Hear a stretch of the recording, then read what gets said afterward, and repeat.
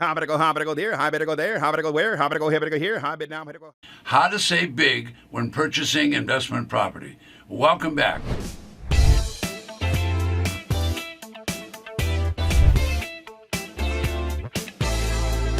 Investment property is a dream for thousands of people. They want cash flow, they want revenue to take care of themselves and their family. Let's talk through this a little bit and figure out, are you really ready? Are you ready to be a landlord? Have you put aside some down payment money to do this? Okay, how much did you put aside? 10,000, 20,000, 50,000? I'm asking those questions why? Because you're going to have to figure out how you're going to make a down payment on the property, and then what are you looking for a return on investment? What are you willing to accept? Okay, what do you know about management? Have you practiced that? Do you have management school that you've been to? It may be necessary, and management involves evicting people. Are you willing to evict someone? Think about that. Well, some people, no matter what happens, they won't pay rent. So you might be in that business of management and eviction. What about marketing? Do you know how to market the units that you're going to have for rent? So lots of people want to purchase property and they want investment property. That means you're going to rent it. That means you're going to have to collect rents, and that's not an easy job. Now, before you invest, what's the trend? Is the market going up or is the market going down? Is the economy growing and robust, or is the economy kind of down? So you need to know those things before you invest your money. Now, are you checking on the unemployment? Is there a lot of unemployment? Well, that might not be good, because then 2 or 3 people might invest in your apartment in the sense that they're going to come and live in it. What if one doesn't pay? Then you're going to evict them. You're going to have some challenges. So if there's a lot of unemployment, might not be the best time to buy a rental property. All right, now banks are in the business of lending money. They want to lend money to you, but the banks might not have money, or they might be very choosy, and you might have difficulty qualifying. Why? Because the federal government might have a policy of tight money and slow the banks down from lending. So there's a lot of things to think about if you're going to be purchasing investment property.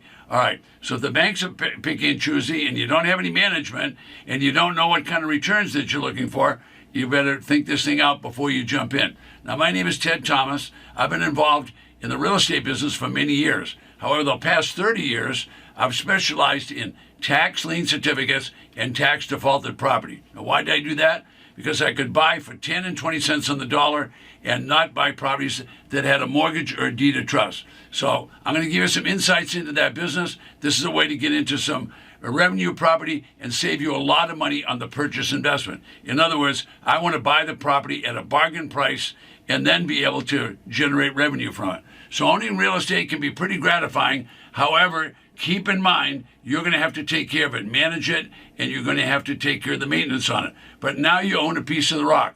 So if you own a piece of the rock and there's inflation and the market goes up, you're going to get to take advantage of all that. All right, so there's nothing abstract about real estate. When you look at it, you can see it, you can touch it, whereas stocks, whereas commodities, you really don't know what's really going to happen. So a lot of people, they like to buy real estate. You can walk on it, you can touch it, you can show it to other people and whatever. So the past 30 years, I've been involved in tax defaulted real estate. Prior to that, I was involved in the apartment business, and I'm not talking about 2 and 4 apartments. I'm talking about 12 to 14 acres with 200 or 300 units on it. So that required a lot of management and a lot of financial savvy and a lot of marketing all the time. When you're talking about buying 2 units or 4 units or a small investment property, it's much easier, but you still are going to be busy. Why? Because who's going to take care of paying the taxes? Who's going to make sure the repairs are done? That's going to be you. You're going to be in that business. All right, so in this episode, what are we talking about? How to save big money when purchasing investment property. Now, what I'm going to tell you about is not a glamorous business. I don't think the property that you're going to buy is ever going to be the subject of the Sunday supplement where it's a glamorous property. It's not going to happen. We're going to buy slightly used and abused property. Some of them are junk. Don't buy the junk. But other properties are slightly used and abused, just need to be cleaned up and painted, and they're ready to go. So I'm going to share and demonstrate a solution to the cash flow problem, and that is we want to buy it low, be able to sell it low, and be able to do that relatively quickly so that we can generate revenue, either so we can get all the revenue, keep it, or so that we could have rental properties and bring that money in monthly. Now, across the United States, there's over 3,000 counties. over 3,000 counties. They all have tax defaulted properties which they want to sell. They advertise those in the newspaper and they advertise them on the county website. All right, now these are people that haven't paid their property tax. That means they're ultimately, very soon, going to forfeit that property because the treasurer is going to take action against them. Non-payment of property tax has a big-time consequence right away. So what is that consequence? Well, the county treasurer is going to take action, and the action they're going to take is they're going to confiscate the property. But first, they give due process. What does that mean? Well, they're going to send out numerous default notices to that property owner. All right, but they have been given instructions. They, meaning the county treasurer, has been given instructions that they must seize the property and resell it if they can't collect the taxes. So they do exactly that. They seize the property. Okay, now the property has a tax assessed value, but they don't sell it for that. They sell it for the back taxes. The county only wants to collect the back taxes. And when they do collect the back taxes, they do it by auctioning the property. All right, ladies and gentlemen, let's get her going here. Start me off. Where to bid to go? Have it $1,000. Open it up. Now, the auction is advertised on the county website, also in the newspaper. All right, so it's a public auction. Anybody can go there. Highest bidder will get the property. When the property is auctioned, the mortgage is wiped out and the deed of trust is wiped out. Now, that's going to make a big difference if you're trying to save money when you're purchasing an investment property if you don't have a mortgage or a deed of trust on that property. All right, so there's a public auction. What if you could buy one of these properties for 10 and 20 cents on the dollar? How many of those would you want to buy? Well, you want to buy as many as possible, especially when you know that there's no deed of trust on the property and no mortgage on the property. So buying properties at 10 and 20 cents on the dollar, you can easily resell them or rent them for 60 or 70 cents on the dollar, and you'd have a nice profit. All right, so all tax assessed properties will be discounted significantly. So they'll have an assessed value, but it'll be sold maybe 60, 70, or 80% below that because the tax collector only wants to collect the mortgage on the property. All right, so what's this episode all about? Episode is how to save big when purchasing investment property. I'm going to recommend that you look at these tax defaulted property. All right, now, the auctions are taking place in all 3,000 plus counties across the United States. 10 cents on the dollar, 20 cents, even if you paid 30 or 40 cents on the dollar, you're way under the market. Now, how do you go about selling a property? Well, you go about selling a property by putting it on Craigslist. You can put it on the multiple listing service. You can use eBay. You could use Zillow. You could use any electronic site you wanted. You could use Facebook Marketplace. You're getting the idea. All electronic marketplaces will help you sell your property.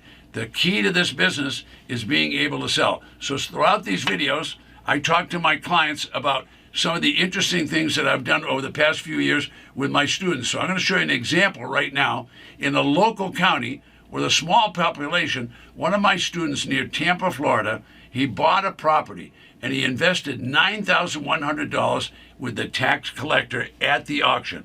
All right, you got the deed to that property. Now, the property was used and abused. It was a single-family home, completely overgrown with a lot of trees and a lot of brush.